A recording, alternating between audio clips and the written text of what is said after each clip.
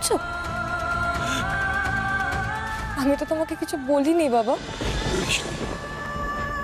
আর বলিস নি বলেই তো এই এই বুকের ভেতরটা একেবারে কত বিক্ষত হয়ে যাচ্ছে রে মা, যন্ত্রণায় ফেটে যাচ্ছে। তুই যদি এই আমার মতো বাপকে যদি যদি দুটো কটু কথা বলতি, তাহলে আমার মনটা একটু শান্ত হতো রে মা। না বাবা, তুমি এত কষ্ট পেও না বাবা। ওকে সারা জীবনের মতো কষ্টের সাগরে ভাসিয়ে দিয়ে আমি কষ্ট পাবো না বলছিস? আমি তোর বাবা হওয়ার যোগ্য নই রে মা। বাবা, এই কথা আর কোনোদিন তুমি বলবে না। মায়ের মুখটা তো আমার মনেই পড়ে না। জ্ঞান হয়ে থেকে জেনেছি তুমিই আমার বাবা, তুমিই আমার মা।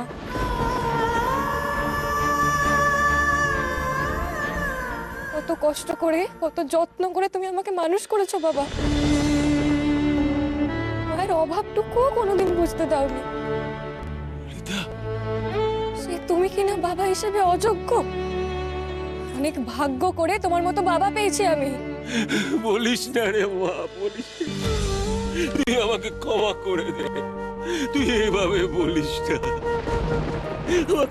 আমাকে ক্ষমা কর তুই। ওরে মা, রে মা, আমি যে নিজের নিয়মের বেড়া জালে বাধা পড়ে গেছি। আমি নিরুপায় মা। এত রক্তপাত, হানাহানি, হত্যা আমি মন থেকে মেনে নিতে পারছিলাম না রে মা। এই যুদ্ধ বন্ধ করার জন্য এই কঠিন সিদ্ধান্ত আমাকে নিতে হয়েছে। আমাকে ভুল বুঝিস না রে মা, ভুল বুঝিস না। না বাবা, না, আমি তোমায় কোনোদিনও ভুল বুঝিনি বাবা, ভুল বুঝবও না। শুধু একটা কথার উত্তর দাও তো। বাইরের যুদ্ধ না হয় তুমি বন্ধ করতে পারলে, কিন্তু তোমার নিজের মনের ভিতরে যে যুদ্ধ চলছে তা কি তুমি বন্ধ করতে পেরেছো বাবা? পারছি না তো, পারছি না। আমি ভেতরে ভেতরে কত বিক্ষত হয়ে যাচ্ছি রে মা। বাইরে রক্তপাত হয়তো বন্ধ করতে পেরেছি, কিন্তু আমার মনের ভেতরটা রক্তের বন্যায় ভেসে যাচ্ছে রে মা। সেই জন্য আমি এক বুক জ্বালা নিয়ে ছুটে গিয়েছিলাম নীলমাধবের কাছে। বাবা হিসাবে আমার পাপ, আমার অন্যায় স্বীকার করতে। তাতে কি কোনো লাভ হলো বাবা? তোমার নীলমাধব তোমাকে কোনো পথ দেখালেন? রিতা, তিনি কোনো পথ দেখাননি, তাই তো? তাই তো, তাহলে কেন যাও তার কাছে, যে ভগবান তোমার সংকটকালে পথই দেখান না? তুমি যতই তোমার ভগবানকে ভালোবাসো না কেন বাবা, তিনি তোমাকে ভালোবাসেন না। হয়তো তিনি চুপ করে থেকে তোমাকে ঠেলে দেন অপমানের সাগরে। জীবনে কম অপমানিত হয়েছো তুমি বলো তো তোমার এই দেবতার জন্য? তোদের মন্দিরই বাকি আর দেবতাই বাকি, তোদের তো পুজো করার কোনো অনুমতি নেই। তোমার ভগবানের যদি তোমার প্রতি এতটুকু দয়া থাকতো বাবা, যদি তিনি তোমাকে একটুও পছন্দ করতেন, ভালোবাসতেন, তাহলে এভাবে মৃত্যুর মুখে ঠেলে দিতেন না তোমাকে বাবা। সেদিন আমি ঠিক সময় না পৌঁছলে কি সর্বনাশটা হতো তুমি ভেবে দেখেছো? ওই তখন তো তোমার ভগবান তোমাকে উদ্ধার করতে আসেননি।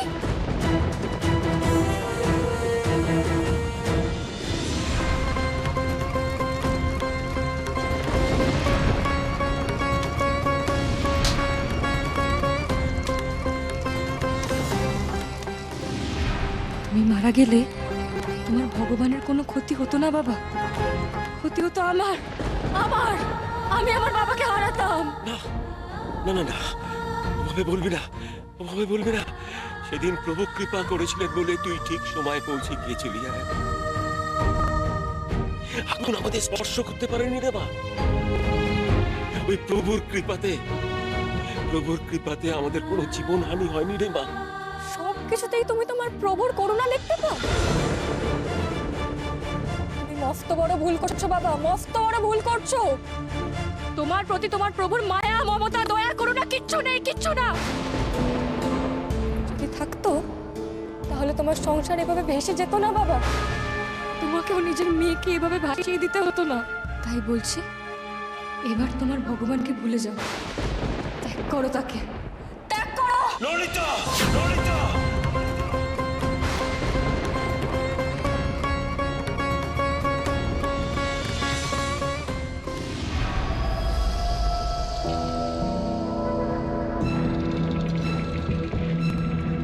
চন্দ্রকেতু, সর্বনাশ, আমাকে পূর্ব দিকে পাঠাতে চায় নাকি? এটা নিশ্চয়ই বিদ্যাপতির চাল, আমাকে বিপদে ফেলার চক্রান্ত। আমি বলছিলাম যে আমি না বিদ্যাপতি, চন্দ্রকেতুকে যেতে বলো না। তুমি তো ভালো করেই জানো, আর শুধু তুমি কেন, মহারাজ জানেন, সভাসদেরা জানেন, আমার বোন চন্দ্রকেতুর স্ত্রী তারা পূর্ণ গর্ভবতী। এই অবস্থায় তাকে একা রেখে অনির্দিষ্টকালের জন্য প্রাসাদ থেকে দূরে যাওয়াটা বোধহয় চন্দ্রকেতুর জন্য ঠিক হবে না। অবশ্য মহারাজ যদি আদেশ করেন তাহলে আমরা সবাই তা মানতে বাধ্য। না না, আমি তো চন্দ্রকেতুকে যেতে বলিনি। মহারাজ, আমিও কিন্তু চন্দ্রকেতুকে যেতে বলিনি। আমি শুধু ওনার মতামত জানতে চাইছিলাম। মতামত যখন দিতেই হবে, তাহলে এখন বলি যে আপাতত পূর্ব দিকের অনুসন্ধানটা বন্ধই থাক, কারণ ওই পথ দুর্গম এবং বিপদসংকুল। তাছাড়া ওদিকে যে সমস্ত রাজ্য আছে সেগুলো আমাদের বন্ধু মনোভাবাপন্ন রাজ্য নয়, তাই বোধহয় এত বিপদের আশঙ্কা নিয়ে ওদিকে কেউ যেতে চাইছে না। আগে বরং উত্তর, দক্ষিণ এবং পশ্চিম দিক সন্ধান করা হোক। এমন তো হতেই পারে যে ওই তিন দিকের মধ্যে কোনো একটা দিক থেকেই নীলমাধবের সন্ধান পাওয়া যায়। তখন তো আর পূর্ব দিকে যাওয়ার কোনো প্রশ্নই থাকে না। আপনাদের সকলের কি এই একই মত? পূর্ব দিক খুবই বিপজ্জনক। খুব দরকার না হলে পূর্ব দিকে কেউ যায় না। আমি চন্দ্রকেতুর কথায় একমত। যদি আমরা 3 জায়গায় ব্যর্থ হই, তখন না আমরা পূর্ব দিকে যাওয়ার কথা ভাবতে পারি। না না, তা কি করে হয়? 3 দিক থেকে খবর আসার পর পূর্ব দিকে যাত্রা শুরু করলে প্রভুর অনুসন্ধান অনেক দেরি হয়ে যাবে। ততদিন হাত পা গুটিয়ে এভাবে বসে থাকলে চলবে না। তবে আমি আপনাদের কাউকে জোর করব না, কাউকে আদেশও করব না। আপনাদের মধ্যে যারা যারা স্বতঃস্ফূর্তভাবে যেতে আগ্রহী আমাকে জানান।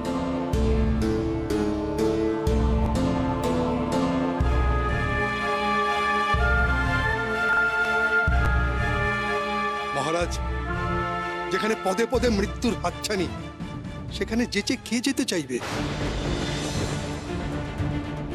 আপনি যাকে উপযুক্ত মনে করছেন তাকেই আপনি যাবার নির্দেশ দিন। না, মনে ভক্তিভাব না থাকলে আর কেউ যদি স্বেচ্ছায় নীলমাধবের সন্ধানে যেতে অনিচ্ছুক থাকে, তাহলে তাকে জোর করে পাঠানো যায় না। আর সেক্ষেত্রে নীলমাধবকে পাওয়া অসম্ভব। আমি তো আগেই বলেছি, আমি কাউকে আদেশ করব না। ব্রাহ্মণ, মন্ত্রী, অমাত্য, আপনাদের মধ্যে যদি কেউ নিজে নিজে স্বতঃস্ফূর্তভাবে যেতে ইচ্ছুক না হন, তাহলে সেক্ষেত্রে আমি যাব মহারাজ, আমি যাব।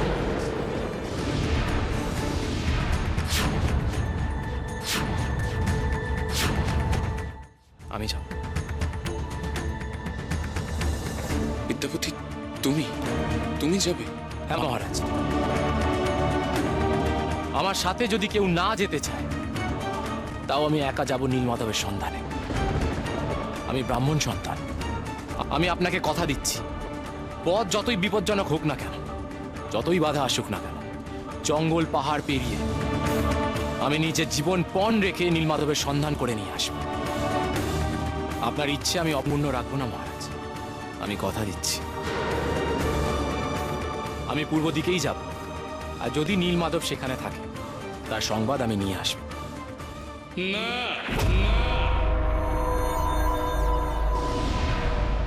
কোনো মতেই বিদ্যাপতির পূর্ব দিকে যাওয়া চলবে না।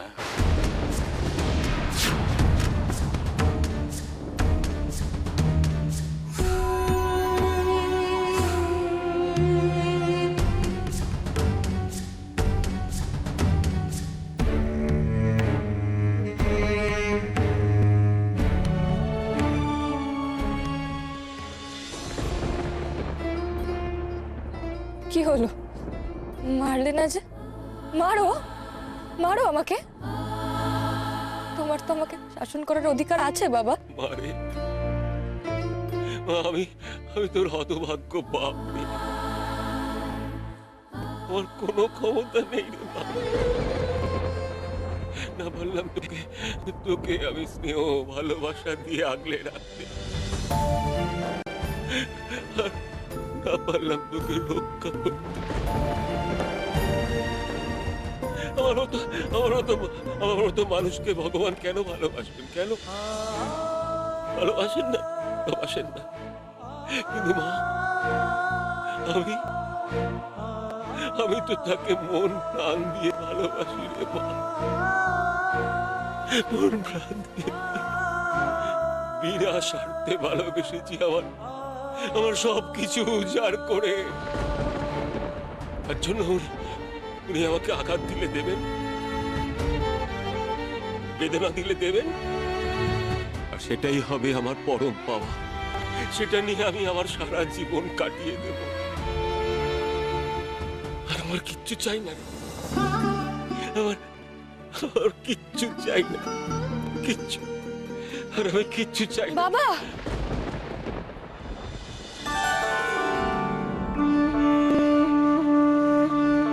তোমার ভগবানকে হাজার ডাকলেও তিনি সাড়া দেন না বাবা, থমকে দাঁড়ান না। তবুও তো তুমি তার প্রতি বিশ্বাস হারাও না। কিন্তু আমার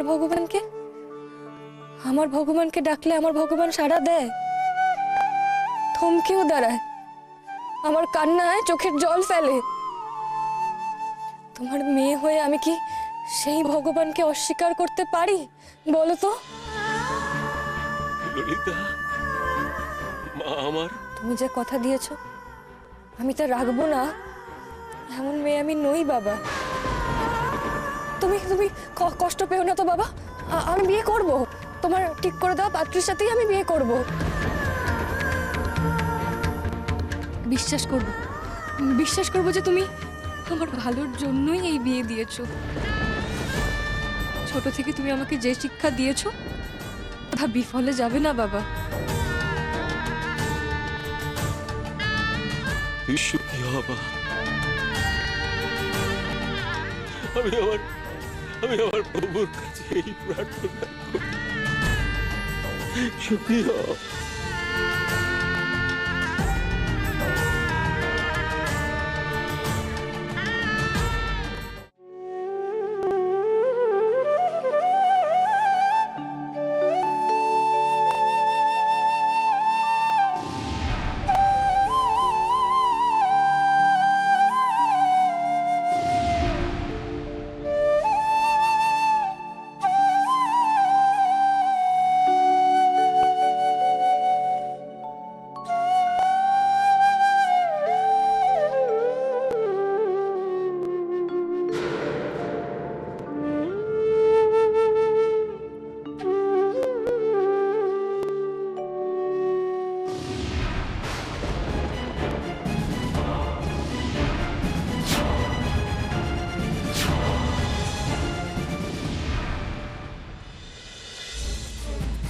আসুন আসুন রাজগুরু ব্রহ্মানন্দ স্বামী, আমরা সবাই আপনার অপেক্ষাতেই ছিলাম। একটা অত্যন্ত গুরুত্বপূর্ণ গণনায় ব্যস্ত ছিলাম, তাই আসতে বিলম্ব হলো। গুরুদেব, আমি প্রভু নীলমাধবের। আমি জানি কোনো কিছুই আমার কাছে অজ্ঞাত নয়। আমার গণনায় সবই ধরা পড়েছে। তুমি নীলমাধবের সংবাদ পেয়েছো, কিন্তু সন্ধান এখনো পাওনি। আর বিদ্যাপতি নীলমাধবের সন্ধানে পূর্ব দিকে যেতে চায়। কিন্তু এখন পূর্ব দিকে যাওয়া তো বিদ্যাপতির হবে না, কিছুতেই না। কিন্তু রাজগুরু, আমি না গেলে তুমি না গেলে কি হবে আমি জানি না, কিন্তু যদি যাও তাহলে মৃত্যু অনিবার্য।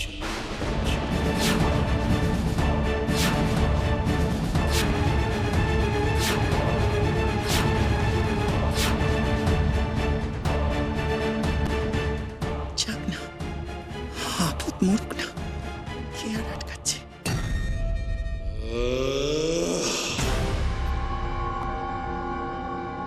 আমি যখন কথা বলি তখন কোন মূর্খ বাচালতা করে?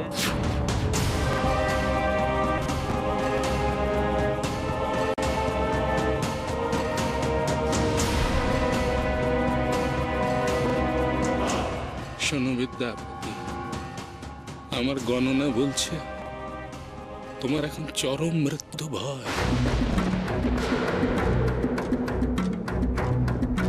জলে মৃত্যু ভয়, স্থলে মৃত্যু ভয়, পদে পদে মৃত্যু তোমাকে অনুসরণ করছে। গুরুদেব,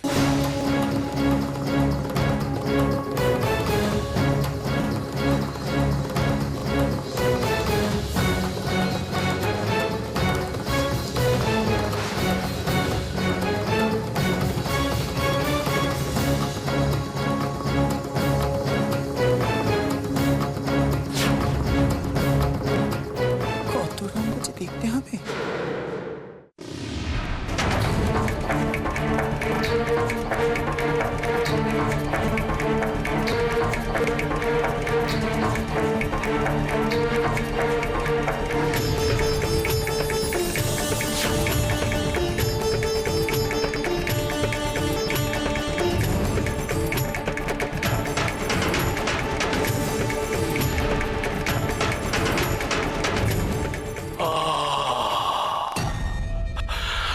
আমার গণনা নির্ভুল।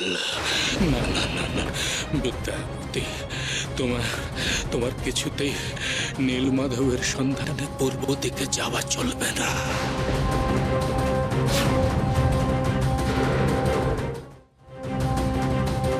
ক্ষমা করবেন রাজগুরু, আপনার গণনা যেমন নির্ভুল, এই কথা যেমন সত্য, তেমন আপনাকে একটা কথা জানিয়ে রাখি, আমার কোনো মৃত্যু ভয় নেই।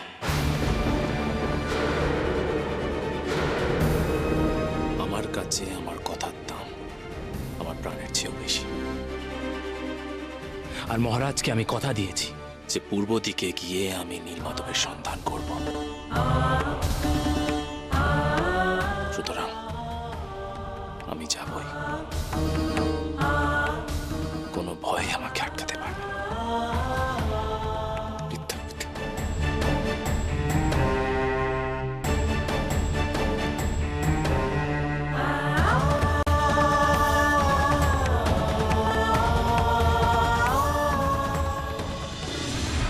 আরে আরে আরে করো কি? মারবে নাকি সত্যি সত্যি? সত্যি কথা বলো, না হলে আরে কি সর্বনাশ, শেষে নরহত্যা করবে? বলছি নারীর নরম হাতে নারীর নরম হাসতে এই অস্ত্র মানায় না। বলছি ছোটটা নামিয়ে একটু কথা বলো না, অস্ত্র দেখলে আমার বুকটা কেমন ধরপড় ধরপড় করে গো। একটু নামিয়ে কথা বলো না। সত্যি করে বলো তুমি কে? এই সবর গ্রামে ভোর রাত তুমি কি করছো? কেন এসেছো? কি উদ্দেশ্য তোমার? বলো বলো। ও বাবা, তোমাকে তো আগে আমি সবর গ্রামে দেখিনি। তুই তো দেখছি একেবারে প্রশ্নের বন্যা বয়ে দিলে। দাঁড়া দাঁড়া দাঁড়া, আমি একটু দম নিয়ে। আগে বলো তুমি কে, নাইলে এক্ষুনি। আমি কানাই। কোথায় থাকো তুমি? কেন ওই বৈকুণ্ঠপুরে? কোনটা? সেটা কোথায়? ওমা, তুমি বৈকুণ্ঠপুর চেনো না? কি বৈকুণ্ঠপুর তো সবাই চেনে, আর তুমি চেনো না? এই তুমি কেমন রাজকন্যা গো? হ্যাঁ চিনি চিনি, আমি খুব চিনি। তুমি কি করো সেটা তুমি বলো। আমি গরু না, মানে গরু চড়াই। আমি গরু চড়াই, ওই গরু খাওয়ার ঘাস জমি দেখতে দেখতে এদিকে চলে এসেছি। একদম নিচে কথা বলবে না, তোমাকে দেখেই মনে হচ্ছে তুমি সবর। তুমি গরু চড়াও শিকার না করে? এ কি গো, তুমি দেখছি বুদ্ধির বৃহস্পতি, না জেনে বলে দিলে আমি নিচে কথা বলছি। তোমার বাবা তো বলেইছে এ গ্রামে শিকার করা নিষিদ্ধ, কেউ মেনেছে কেউ মানেনি, আমরা মেনেছি গো। দেখছো না তোমার গায়ে কেমন সবাই শিকার ছেড়ে চাষবাস করছে, তেমনি আমরাও শিকার ছেড়ে গরু চড়াচ্ছি গো। তোমাদের গায়ে আমার বাবার কথা মেনেছে? না মেনে উপায় কি বলো? যার মেয়ে যখন তখন এরকম ছোড়া নিয়ে তেড়ে আসলে তো তার কথা মানতেই হবে, তাই না? বলছি ছুরিটা একটু নামাও না, বললাম তো আমার বড্ড ভয় করে। এভাবে কি কথা বলা যায় বলো?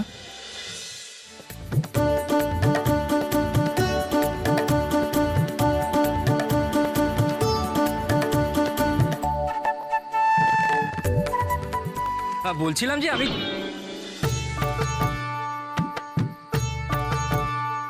না মানে বলছি তোমাদের এই জঙ্গলে আমাকে একটু গরু চড়ানোর অনুমতি দেবে গো?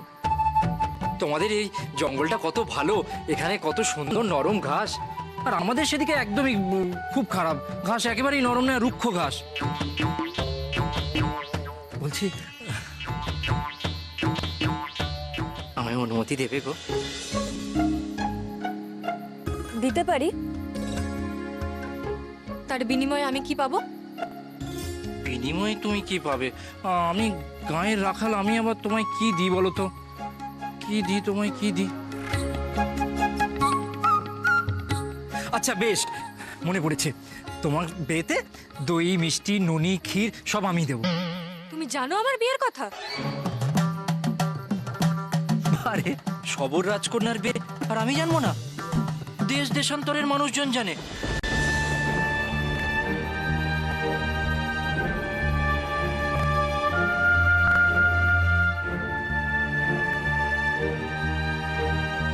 আচ্ছা তুমি আমায় বলো তো, লোকের বিয়ের কথা শুনে মুখটা কেমন উজ্জ্বল হয়ে ওঠে, আর তোমার মুখটা এমন আষাঢ়ের মেঘের মতো ভারী হয়ে গেছে কেন?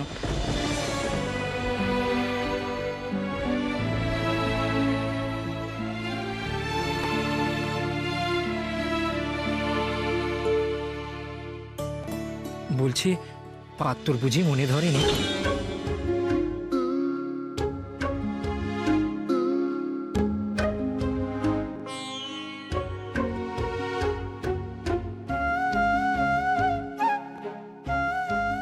বলছিলাম একটা কথা বলবো, তোমারই বা দোষ কোথায় বলো? আমারও মনে ধরেনি। না মানে বলছিলাম ওই কোলা ব্যাঙের মতো মুন্ডকটা কি তোমার সাথে মানায়? সুন্দর।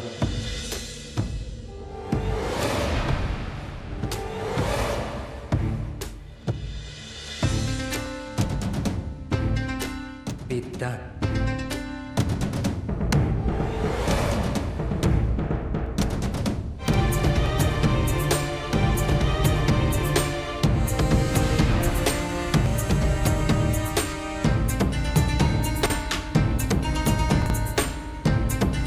সাহসী।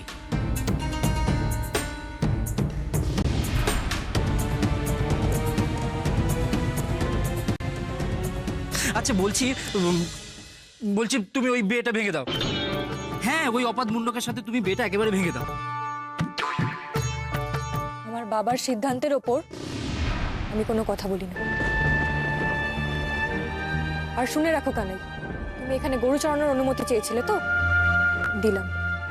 কিন্তু আমার বাবার সিদ্ধান্তের যদি বিরুদ্ধে যাও, ফল কিন্তু ভালো হবে না। আরে বললাম তো, আর বলবো না। রেগে যাচ্ছ কেন? এই দেখো আমি কান্নাক মুলছি, হয়েছে?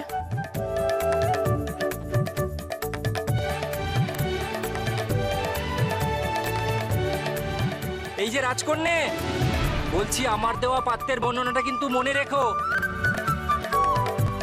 নিজের বুকে হাত দিয়ে বলো তো, তুমি সত্যিকার এমন পাত্র চাও না? কবে রে? না আমি কিছু বলিনি।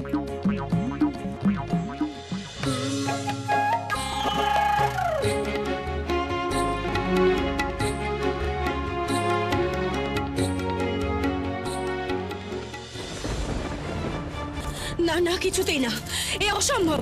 আমি কিছুতেই বিদ্যাপতিকে ওই পূর্ব দিকে নীলমাধবের সন্ধানে যেতে দিতে পারবো না।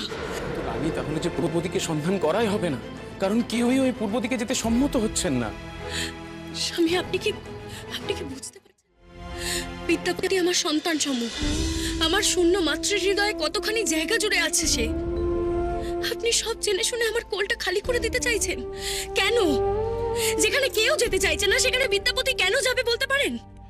উত্তর দিন আমার কথা, চুপ করে থাকবেন না। রানী, মহারানী যথার্থই বলেছেন মহারাজ। বিদ্যাপতির পূর্ব দিকে যাওয়া কিছুতেই সমীচীন হবে না। ওর প্রভূত বিপদ। তার চাইতে মহারাজ বরং আপনি প্রচুর অর্থ আর পুরস্কারের প্রলোভন দেখান, তাতে পূর্ব দিকে যেতে কেউ না কেউ সম্মত হবেই। কিন্তু রাজগুরু, মহারাজ ক্ষমা করবেন রাজগুরু, কিন্তু অর্থের প্রলোভন দেখিয়ে কি ঈশ্বরের অনুসন্ধান করা কি আদৌ সম্ভব? বিদ্যাপতি,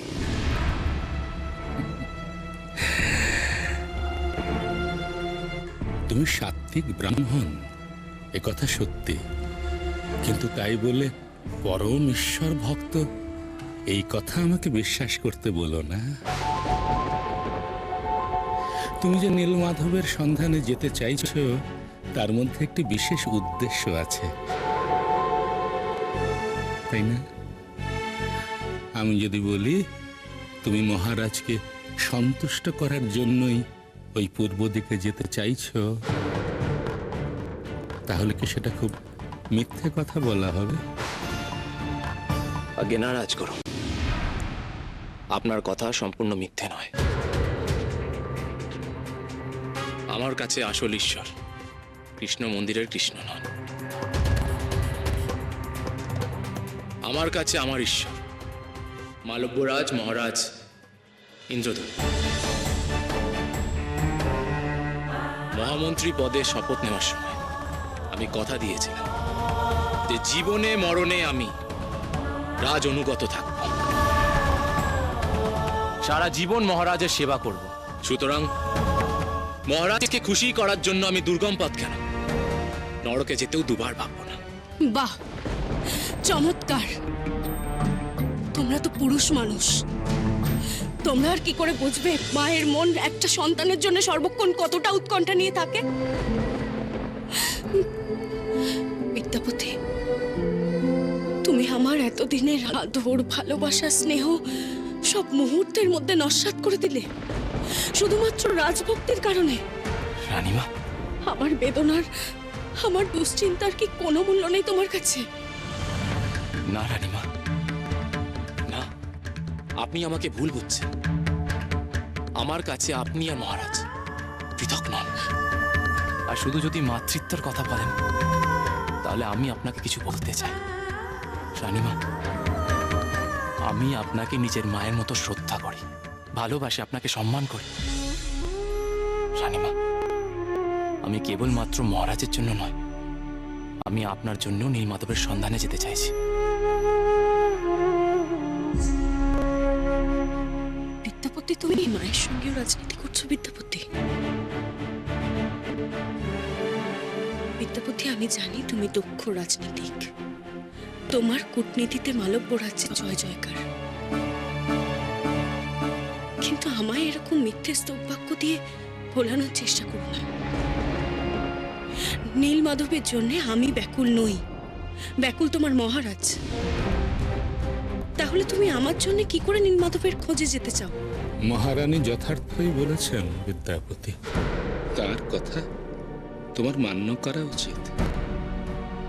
আমিও গণনা করে বলেছি, বারবার বলেছি তোমাকে ওই পূর্ব দিকে যাত্রা স্থগিত রাখতে, তবু তুমি নিজের জেদ ধরে বসে আছো। আমাদের বিরোধিতা করছো তুমি বিদ্যাপতি। ক্ষমা করবেন রাজগুরু, কিন্তু আমার কথার ভুল ব্যাখ্যা হচ্ছে। আমি শুধু বলতে চেয়েছি মহারাজের চেয়েও বেশি আমি আপনার জন্য নীলমাধবের সন্ধান করতে যেতে চাইছি। আমার জন্য? আমার জন্য তোমাকে নীলমাধবের সন্ধানে যেতে হবে? আগে হ্যাঁ রানী,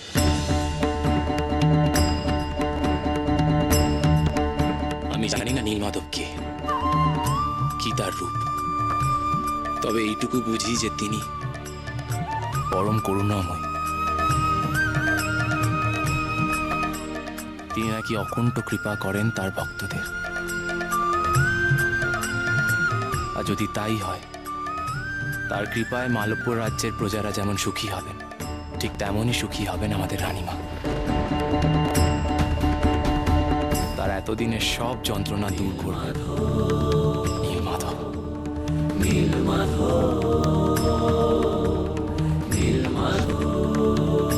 রানীমা সত্যি নিজের সন্তানের মুখে শুনবে মা ডাক।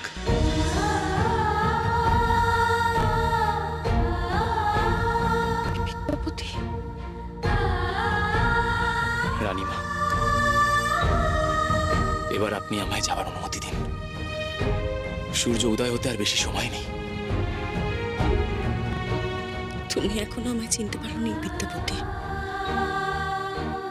আমি সেরকম স্বার্থপর মা নই যে নিজের কোল ভরানোর জন্য আমি আর এক সন্তানকে বিপদের মুখে ঠেলে দেব।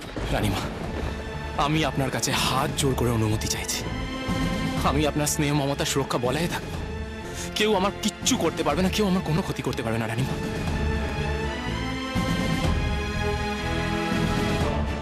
রানীমা, দয়া করে যেতে দিন। ওই বিপদ সংকুল পথে কেউ যেতে চাইছে না। আমি কি করে তোমায় যেতে দিই বলো তো বিদ্যাপতি? তবু তুমি যখন এত করে বলছো, আমার অনিচ্ছা থাকা সত্ত্বেও আমি তোমায় অনুমতি দেব।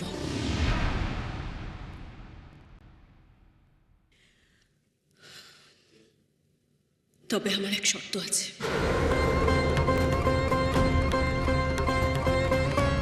বলুন না রানীমা, আপনার কি শর্ত? আমি আপনার সমস্ত শর্ত মানতে প্রস্তুত। বলুন আপনি। ওই বিপদ সংকুল পথে তুমি একা যাবে না, তুমি যথেষ্ট সুরক্ষার সাথে সেখানে যাবে। কিন্তু রানী, ওই পথে তো কেউ যেতে প্রস্তুত নয়। তোমার এই শর্ত দেওয়া আর অনুমতি না দেওয়া তো একই হলো। কেউ যদি সেখানে যেতে নাই চায়, তবে কেউ যখন যেতে চাইছে না, তখন আপনি তো বিদ্যাপতির সাথে যেতেই পারেন রাজগুরু। আপনার তো মৃত্যু ভয় নেই। অবশ্যই নেই মহারানী, মৃত্যু ভয়।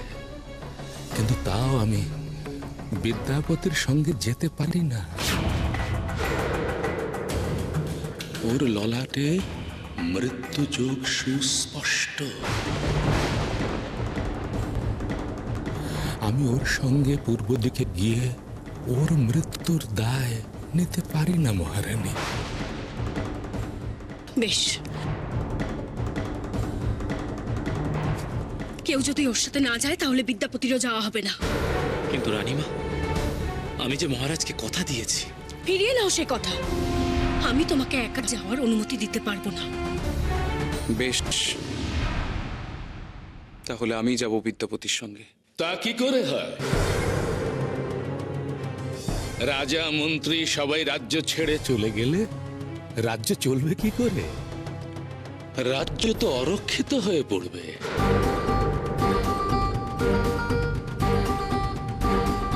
তাহলে আপনি বলুন রাজগুরু, কে এমন আছে যে বিদ্যাপতির সঙ্গে ওই বিপদ সংকুল পথে যেতে পারে? আমি যাব মহারাজ, আমি যাব মহারাজ।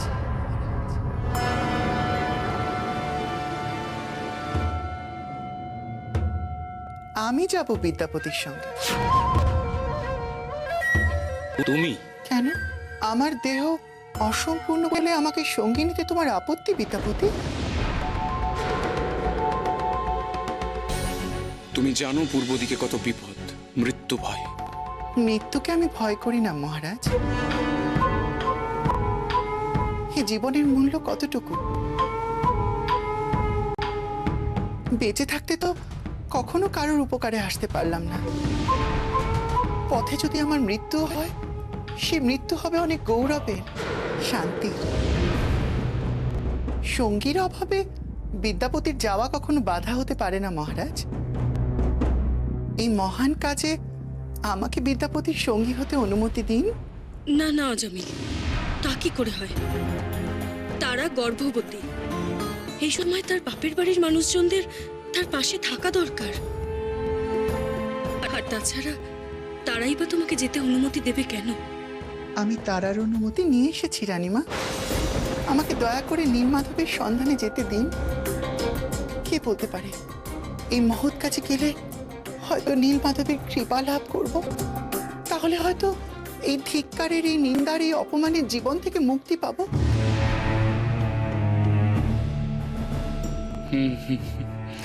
তুমি যে বিদ্যাপতির সঙ্গে যেতে চাইবে এতে আমি বেশ আশ্চর্য বোধ করছি অজামিল। কেন কেন রাজগুরু? আমি কি বিদ্যাপতির শত্রু? বিদ্যাপতির সঙ্গে না যাওয়ার তো কোনো কারণ দেখছি না রাজগুরু। সর্বোপরি আমি যাচ্ছি নীলমাধবের সন্ধানে, এটাই সব থেকে বড় কথা। আপনাদের সবাইকে আমি কথা দিলাম, দিবারাত্র বিদ্যাপতিকে সতর্কভাবে পাহারা দেব, যাতে ওর কোনো বিপদ না হয়। আমি নিজেকে রক্ষা করতে সক্ষম অজামিল। তুমি যাচ্ছ ভালো কথা, সঙ্গী না গেলে হয়তো রানীমা আমাকে যেতে দিতেন না। বরং তুমিও নিজের খেয়াল রেখো। বেশ, তাই হবে। এবার অনুমতি দিন মহারাজ। বেশ, আমি অনুমতি দিলাম। তোমরা নীলমাধবের নাম নিয়ে যাত্রা শুরু করো। ঈশ্বর তোমাদের সহায় হন।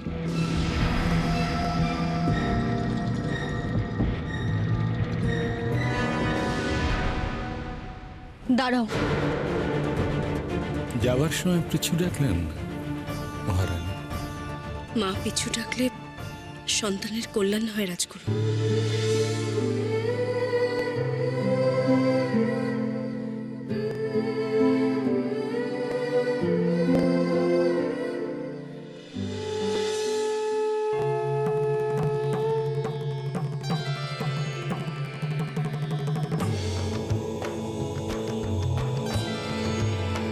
এ হলো মহামৃত্যুঞ্জয় কবচ।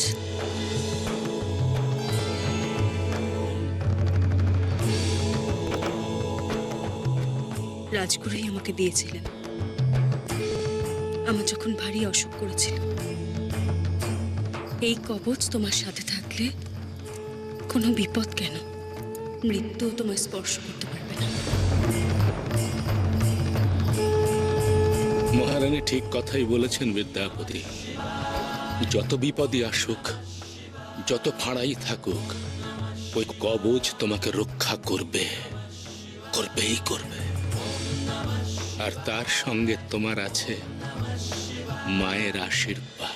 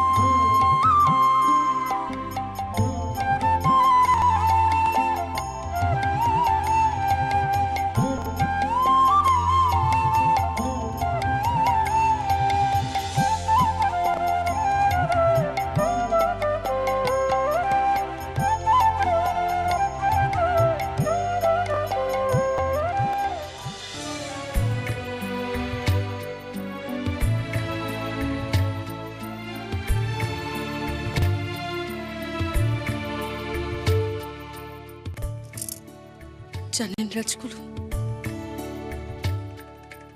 অজামিলকে আমি এতদিন অকারণেই সন্দেহ করতাম, অথচ দেখুন এই সংকটকালে সেই মৃত্যু ভয়কে তুচ্ছ মনে করে এগিয়ে এলো। এটা আমি সত্যিই ভাবিনি। হে প্রভু, হে নীলমাধব, তুমি আমার বিদ্যাপতির সহায় হও। ওরা যেন নির্বিঘ্নে তোমার সন্ধান নিয়ে ফিরে আসতে পারে। তুমি দেখো প্রভু। জয় নীলমাধব, জয় নীলমাধব।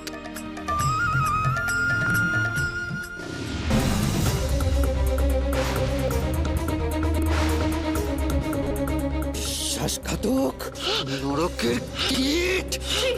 ছি অজামিল ছি।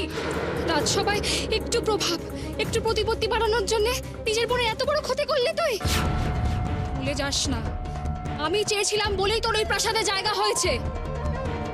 তোর হাজারো কাজকর্ম অপছন্দ হলেও মহারাজ তোকে তাড়িয়ে দেয়নি শুধু আমার মুখের দিকে চেয়ে। আমি ছিলাম বলেই রাজসভায় ঢুকতে পেরেছো তুমি। আর সেই আমার সঙ্গে বিশ্বাসঘাতকতা। তরোয়ালটা সরাও চন্দ্রকেতু, তাহলে তোমাদের প্রশ্নের উত্তর দেব। আমি এমন কি করেছি যে আমাকে তরোয়াল ধরছ করেছো তুমি? কি করেছো জানো না? সবার সামনে বললে যে তুমি বিদ্যাপতির সঙ্গী হবে, ও রক্ষা করবে তুমি, এটা জানা সত্ত্বেও যে ও আমাদের সবথেকে বড় শত্রু। প্রাসাদ ছেড়ে তুই কোথাও যাবি না অজামিল। বিদ্যাপতির সঙ্গে তো নয়। আরে তোর তুমি ওর সঙ্গে হওয়ার কথা মাথায়ও এনেছো, তাহলে আমি তোমাকে কেটে সমুদ্রে ফেলে দেবো, আর কেউ টেরও পাবে না।